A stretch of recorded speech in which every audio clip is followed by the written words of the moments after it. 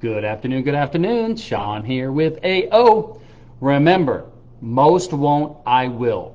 Successful people are willing to do what unsuccessful people won't do or don't know how to do.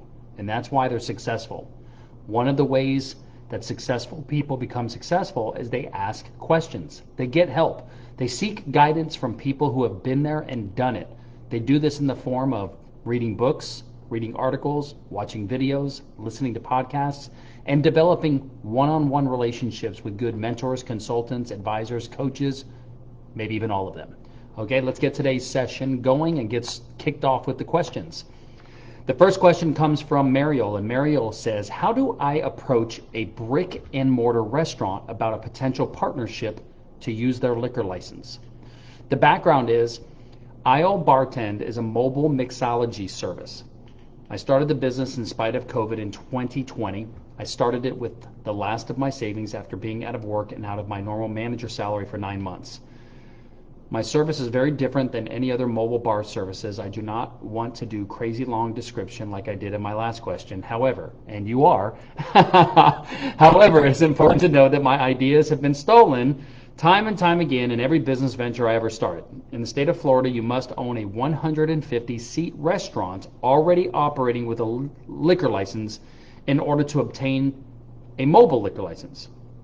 Being that I do not have a restaurant, I have found very creative ways to get around having a liquor license for private and public events. People keep encouraging me to reach out to restaurant owners and explain that I have found a giant hole in the market that needs to be filled. My fear is that as soon as I open my mouth, they will realize that this is a huge need, purchase new food trailers, and take my ideas. Why would they need me if they already have the license in deeper pockets than I do? I just learned tonight that an old friend of mine recently got his license, and I feel safer approaching him than anyone else. What would make it worth it for him to risk his license to partner with me? Whoo, Mariel, lots going on with this one, and I'm going to talk about some things that probably are even outside the scope of the question that you're asking, which is how do I approach a brick and mortar restaurant?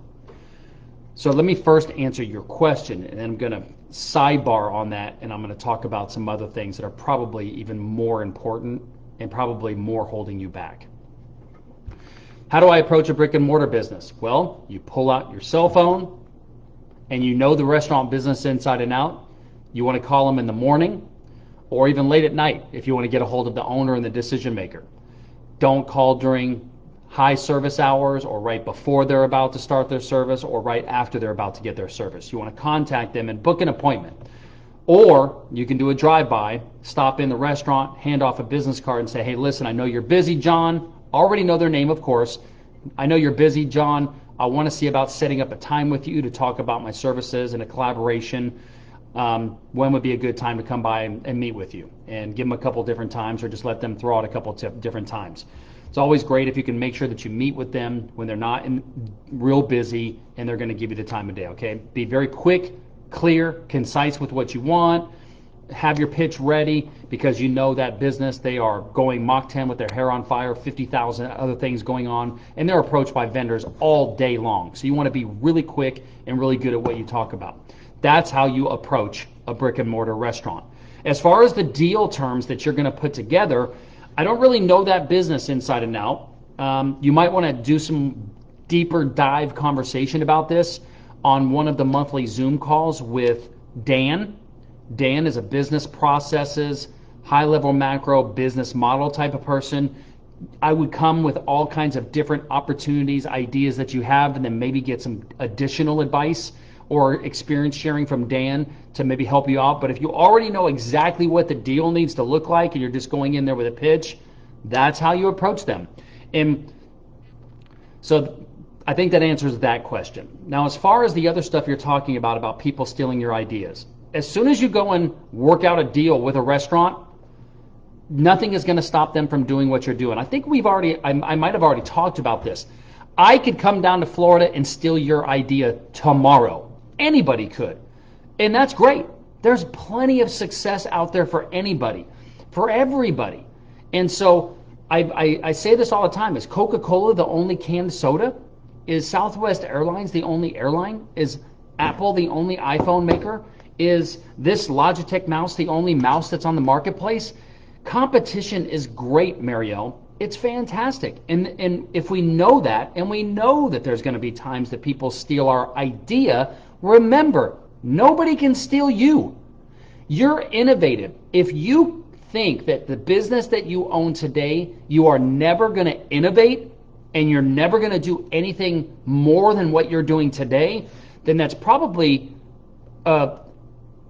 it's something for you to look at and say, whoa, if that's the case, then maybe I should be creating business opportunities and franchises or things like that, because someone is going to steal your idea that lives right next door to you. They're going to buy the same exact product of you. Even one of your employees might do it. This is just simply what happens when we have great ideas. Great entrepreneurs welcome that. Because I used to say this to my team back in the day. They would come to me all freaking out that someone was stealing our idea on one of our computers and doing what we were doing. And I go, cool. I thought about that 6 months ago. We're releasing something new today. By the time somebody steals my idea, I'm already 6 months to a year ahead of them. Let them steal what I'm doing today, because I'm already on to the next thing that differentiates me as a customer. Plus, your brand, your processes and services, your culture, somebody can't steal. It's you. It's your team. Nobody can steal that. If you think that making drinks and using the ingredients that you use is your magic formula, let me be the biggest a-hole to you in the world right now and tell you that ain't it. What makes IO Bartend is you and the processes and the culture and the environment and the things that you do. It's not the ability to make a drink or which ingredients you choose. If that's the case, you're going to have a really tough time competing against somebody who sells their products and sells their service based on them and their ability to create a great atmosphere, be on time, good processes, great pricing. That's the magic recipe. Okay? You're going to continue to innovate your menu items and your cocktails and your mixology and all that stuff, but that's not what makes you. What makes you is Mariel, your culture, your brand, your team, everything that you do in your business. That's what makes McDonald's McDonald's. That's what makes Burger King Burger King. There's plenty of success for everybody. Remember what makes you you. You. Nobody can steal that. Okay? I think approaching one of your friends is a great idea. And I'm going to leave you with this. And you're not the only person to think this way. You just haven't been taught to think a different way, differently. If you lead with fear, you're going to get negative consequences. If you lead with, I'm worried that somebody's going to steal my idea, guess what? Somebody's going to steal your idea. Okay? This is just the law of attraction. This is just the way the universe works. Okay? I want you, that's thinking with a limited mindset. I want you thinking with an abundant mindset that there is enough business for everybody and nobody can get competitive. Nobody can do what I do better than me. Fucking nobody. Is that attitude going to worry about competition? Is that attitude going to worry if your best friend starts up a business doing exactly what you're doing, knows what recipes and all that? Are they still going to beat you? Fuck no. You know why? Because you're going to call on more companies. You're going to call on more businesses to get business. You're going to have better processes. You're going to be a better leader to your team. Nobody is going to be able to beat Mariel. Nobody. Even if they take everything you have right now, you're still going to do it better. That's the mindset that you have to have as an entrepreneur. Because there's going to be people that are going to try to hurt your business. Even people that you love and that you've helped out, that you've given them money to their family, that you've helped them out in their business, they're still going to screw you over and stab you in the back. And you know what? You're going to go on and you're going to succeed and you're going to then help other people. This is just part of what business is about. We have to just continually innovate. We have to be a great leader, build our teams, because our teams are going to be the ones out there doing all the work, and they're going to differentiate you from everybody else. because you're going to be the best leader with the greatest team. All right? Probably a lot more than you were looking for, but that is the real answer. Okay? All right, the next question comes from Kimberly, and Kimberly says, how do I know if I'm going outside the lines of my marketing strategy? Kim and I already spoke about this, and she actually withdrew this question. So, honey, when you're watching this, don't worry about getting Kimberly this answer because she and I already spoke with this. Okay? Okay, the next question then comes from Taylor, and Taylor says, where do I start if I would like to hire a virtual assistant to cold call for me? The background is my business is finding properties to buy for my investor partners.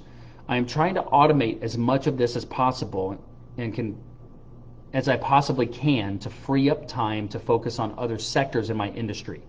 75% of my time is spent cold calling, and I believe a VA can do this for me. I have never used a VA. I am not totally sure exactly what their job specifications are. I would like them to call residential, multifamily, commercial, and raw land and set up appointments with qualified owners who would consider offers from my investor partners. Okay, I think that anybody that wants to sell you virtual assistant services is going to say, yes, we can help you. But I'm going to tell you, here's the thing. And there's a guy in the group, and I think that you might have spoken with him before, Cameron Tate. I think you guys know each other. I don't know instinctually if I would be able to trust a virtual assistant from another country to find the leads and then do what it is that you're asking. I don't know, man. I just don't know. It sounds to me like there's a lot of awfully specialized conversation that's going to go into building the relationships that are needed to get somebody interested in having a conversation with the next level person who really could negotiate something like that. If I was going to do this, and there may be people that do this, I would really want to create levels to that, layers to that. I would want somebody doing the first layer of the phone call to just create the leads possibly, which is going to be just dialing and dialing and dialing 100 phone calls a day. But you're going to have to get those numbers and all that. So there's a lot of processes that are going to be built in this. I'm just not feeling this one, man. I'm just really not.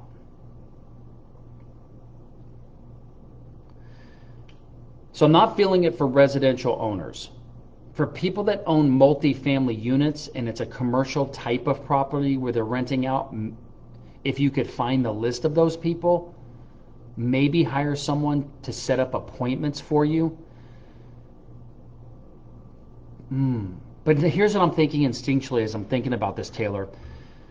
I'm thinking about my real estate friends who cold call a lot and build up relationships with property owners. It's never a one phone call thing. I mean, they're talking to these people. Like I remember even Cameron telling me this, that he works with people like so many times to just get them to have a conversation until they finally close. So the only thing I can think that is if you have something very, very basic that someone from the Philippines or somewhere else is just going to make basic 100 phone calls and just open up things for you, maybe. But that is a very, very tough one as far as dealing with residential people. Usually B2B is a little bit better than residential. Now this just isn't my wheelhouse, so there might be other companies and people that have more experience than me in this that might have better guidance for you. Here's what I'm going to do. I'm going to get Brad Stevens, who is one of your mentors. I'm going to make sure that he answers this question because he might have virtual assistants that have had success doing this. So that's going to be my answer. So that answers your question. Where do I start if I'd like to hire one? Brad would be the best person to talk to. I'm also going to make sure that I get you an email introduction to his firm so that you can talk to them and figure out if there is a fit for exactly what you want. And he'll be able to tell you. He's got an amazing firm. My assistant is from him. They have hundreds of different virtual assistants.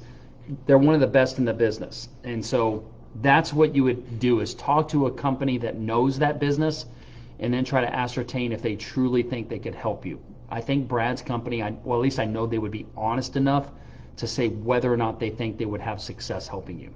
Okay? But that is a tough one, because the real estate business is not a one appointment, it's not a one phone call business. It takes a true salesperson that's going to get 10 no's before they're going to get a yes, or 5 no's before they're going to get a yes to meet. So that would be my only challenge with using a virtual assistant for something like that. I hope that makes sense. But I'm going to get you an email introduction to Brad, and I'm also going to have him answer that question here on a mentor session, okay? Okay, the next question comes from Vesna, and Vesna says, any tips on establishing collaboration with other companies for contract methods, pricing, etc.? Hi, new member here. I just joined AO. I'm establishing my first business after working in the corporate world. My LLC is for human resources consulting and coaching in addition to other services. I would also like to collaborate or partner with other companies, and I would like to get some tips on the contracts and overall partnership. For example, recruitment. On behalf of a well-known network, I would do all the steps and sales/business development for a company in Europe that would be providing. Vesna, I have absolutely no idea what it is you're asking here. It's all over the place. I don't even understand it.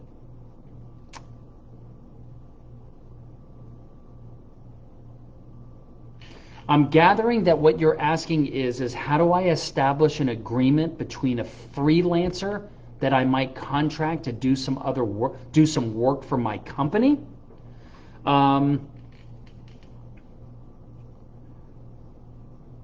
But I'm just not sure if that's what you're asking.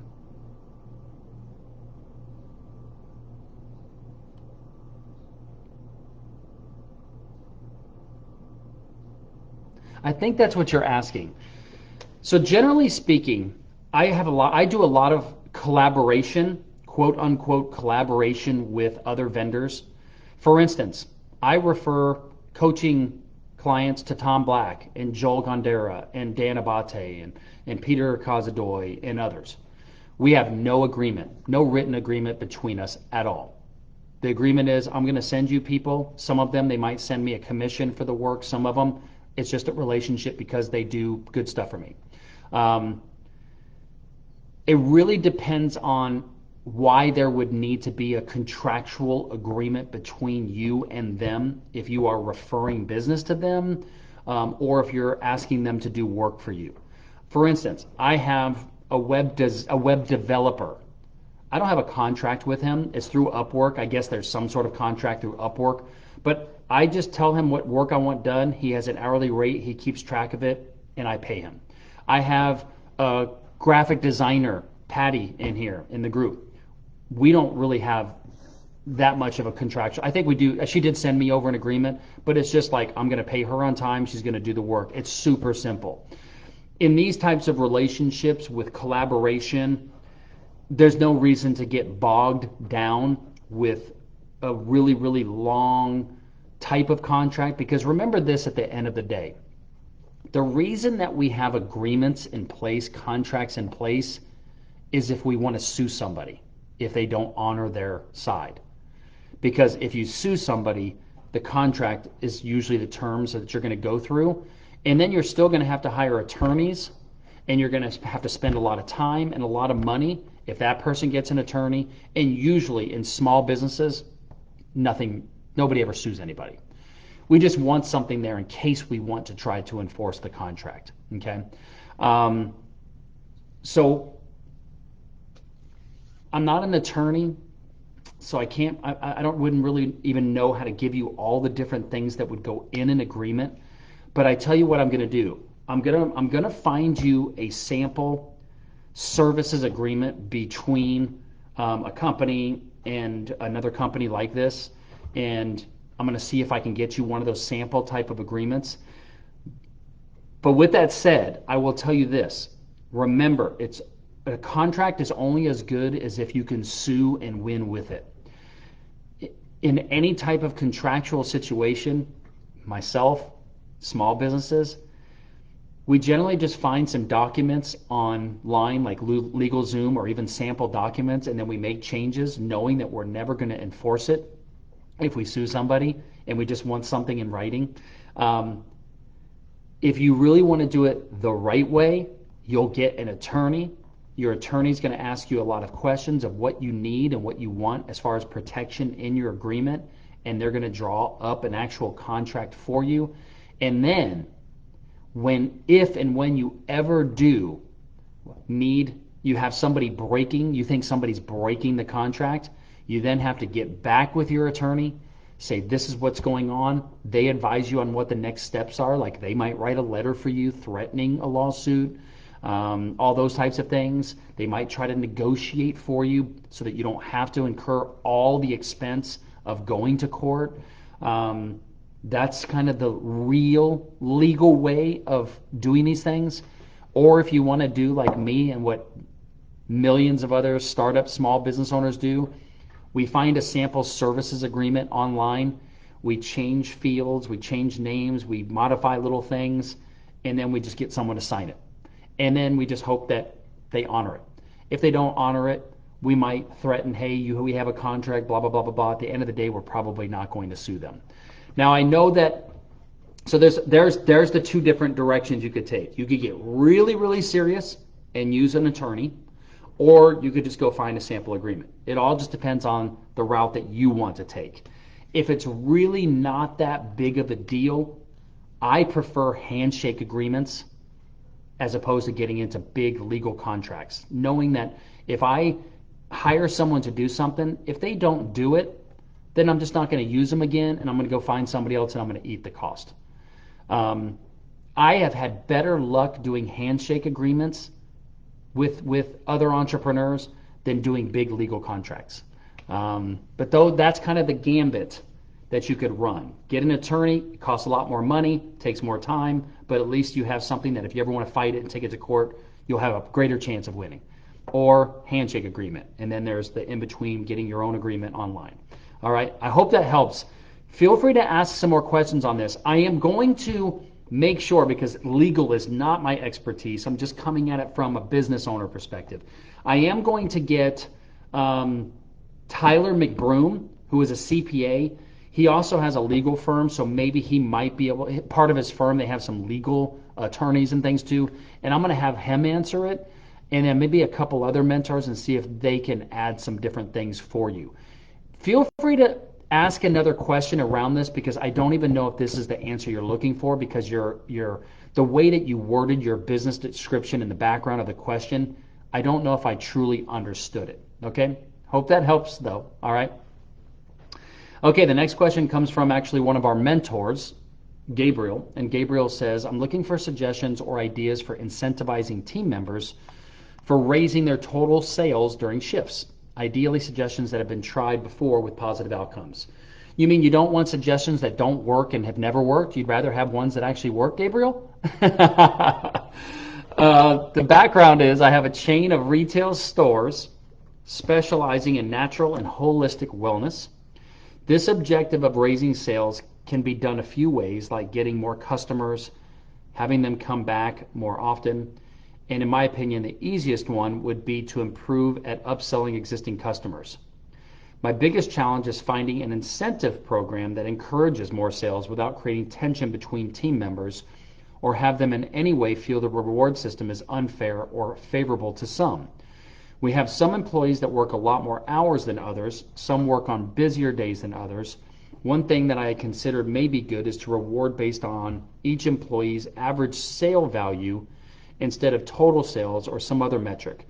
We have some stores doing a lot better than others, and I'm starting to feel that it's more the staff working in the shops over it's the location or demographics. Okay, I love how you tried to answer your question within the question itself in the background. That's awesome. Sounds like you're a mentor. The easiest way to incentivize people, Gabriel, that I have found is to find out what incentivizes them. Is it money, time off, recognition, a plaque, employee of the month? People usually are really good at telling you what's going to make them happy when you ask them. And I know that sounds kind of weird, but it actually works. So now coming at it from a salesperson perspective, if these are true salespeople, most salespeople are motivated by money. And if you're giving everybody the same opportunity to work the same amount of hours, then it's on them to get hungry and want to win the contests. I like to, in my sales team, I like to build in bonuses based on individual production as well as how well the team works. And the individual production might actually be tied into that the team has to meet a goal. So I like to set goals, percentage goals, instead of just reward somebody for having the most sales.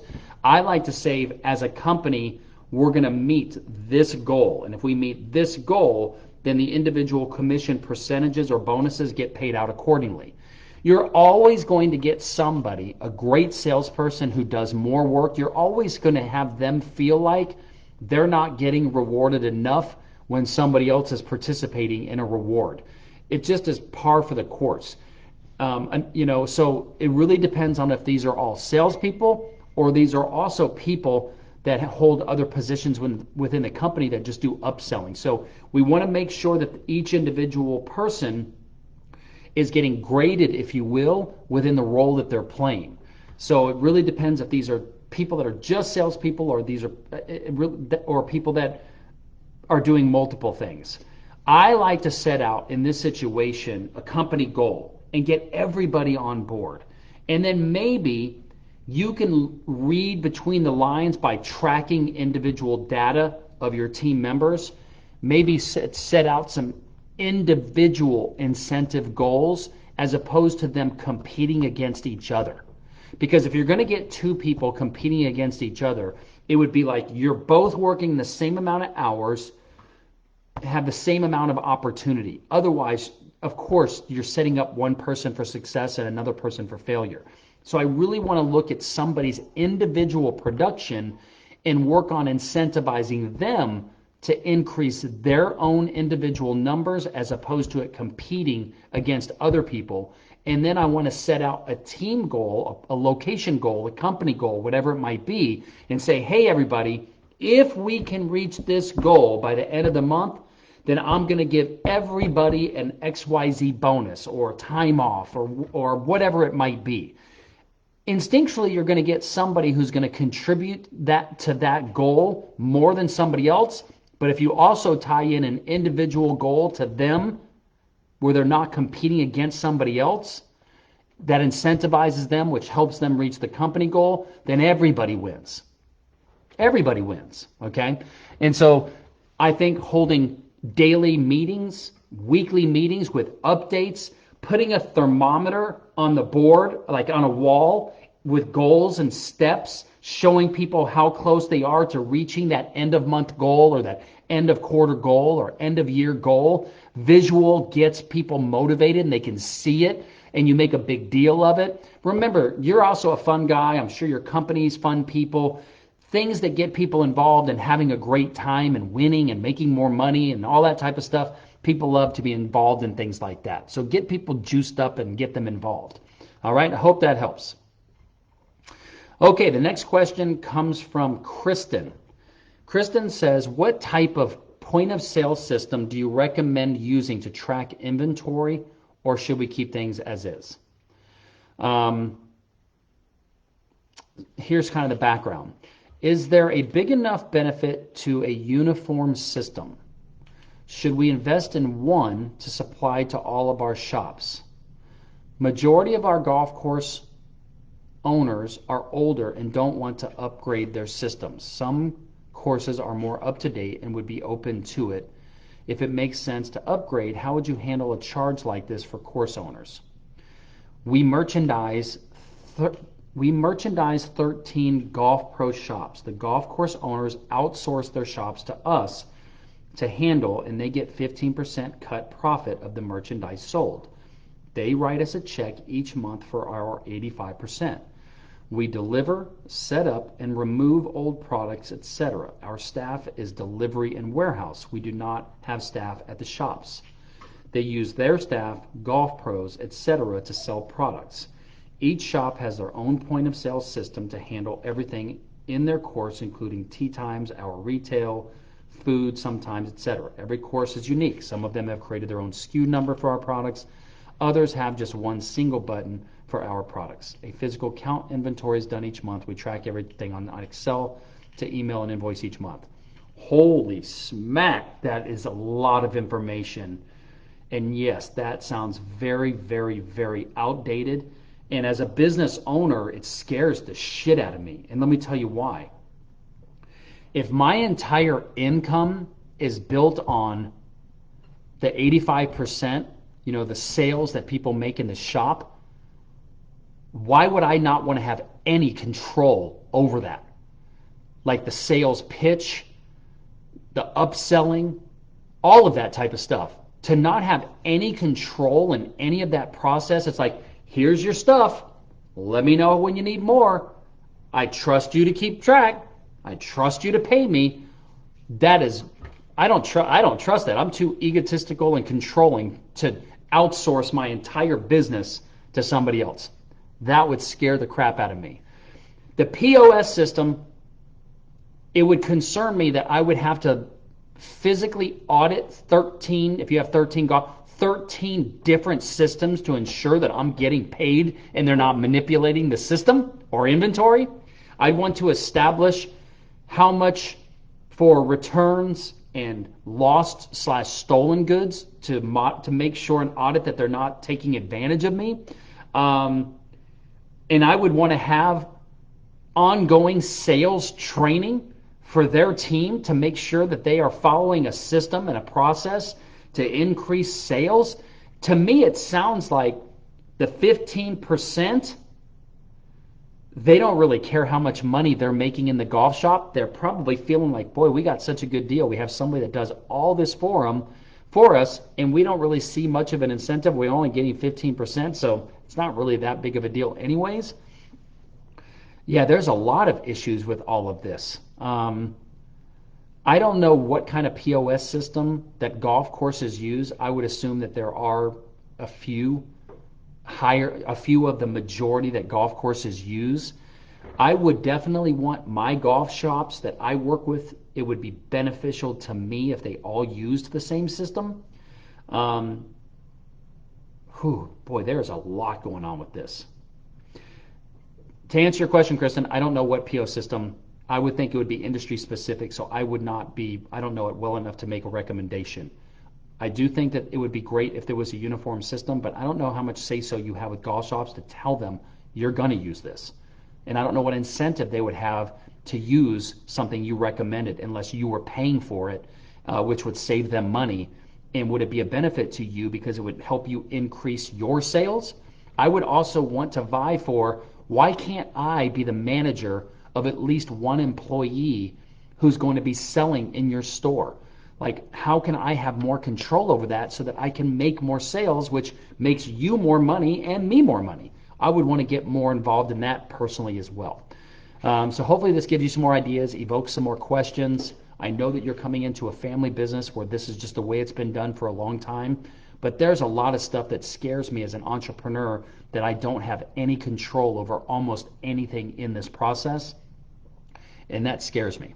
Okay, I see it. It makes me optimistic that there's a lot of room for improvement to make more money.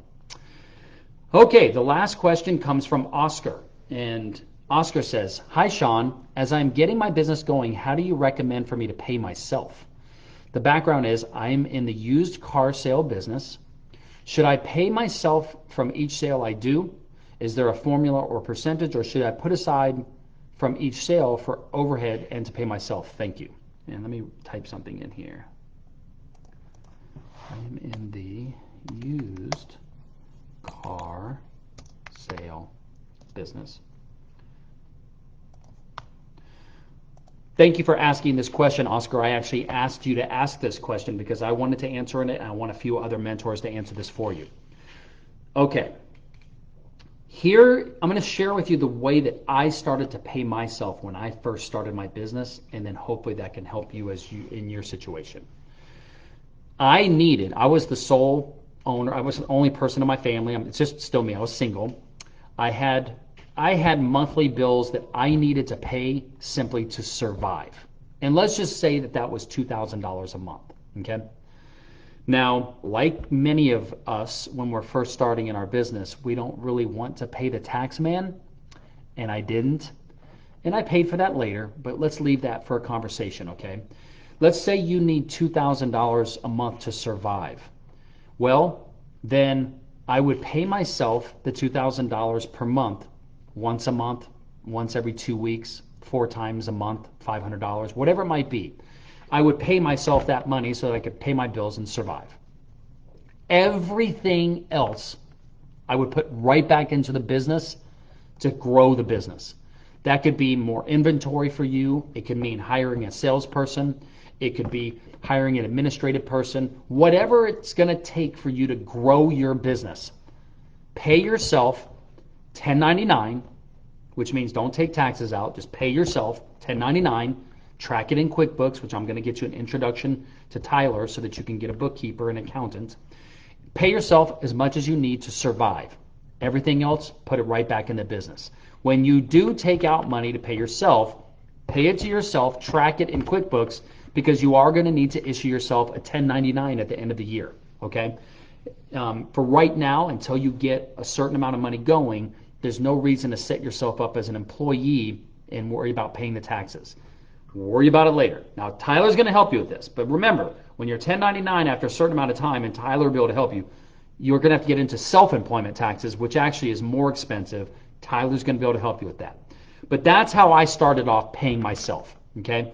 Now, the right way, the way that if everything was perfect in every world for every small business owner, the right way to do it would be to set yourself up as a W-2 employee, pay yourself, if you needed to pay yourself, which means if you want $2,000 net, you might have to pay yourself $2,500 so that you can pay federal taxes plus Social Security, FICA, and Medicare, and then be able to be left with $2,000.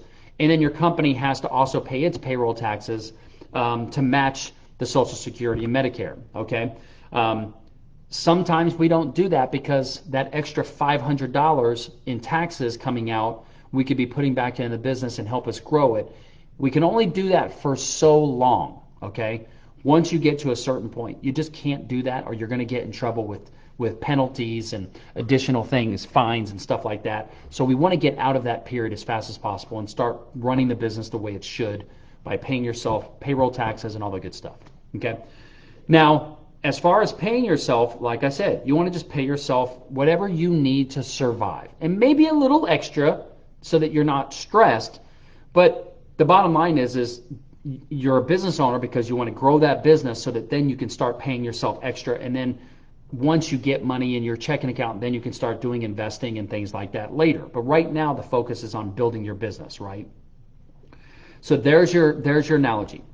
Pay yourself a 1099, work the system as far as your self-employment taxes for as long as you can, and then when there's enough cash flow, work with your CPA and your bookkeeper to get yourself set up on payroll taxes and doing all the filings. And that's when you want to let your bookkeeper and your CPA handle all that for you, because you don't want to have to manage that yourself.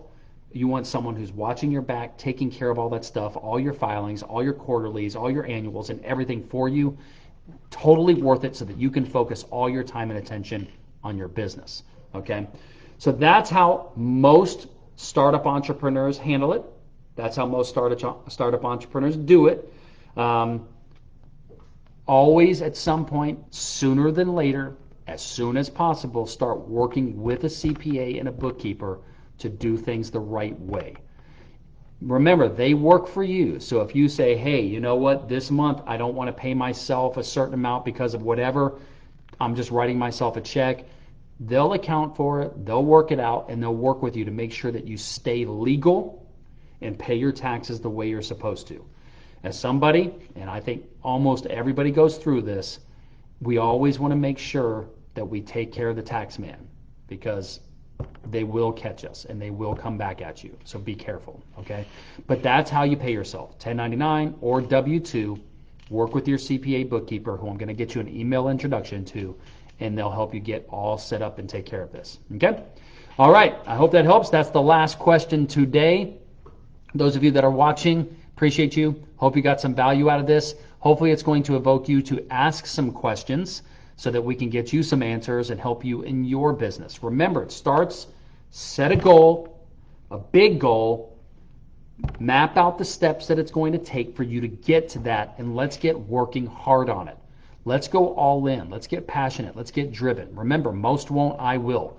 Most people won't work harder to get it done faster. They won't get help. They won't ask questions. And that's why they're not achieving their goals. And that's why they're feeling lost and like they're just going through life. Get intentional. Most won't, I will. Be that person that will get help. Be the person that will ask questions. Be the person that will work harder, more hours, develop more skills. That's what the most won't, I will mentality is all about. All right? Talk to you soon. Have a great day. See you on the next mentor session.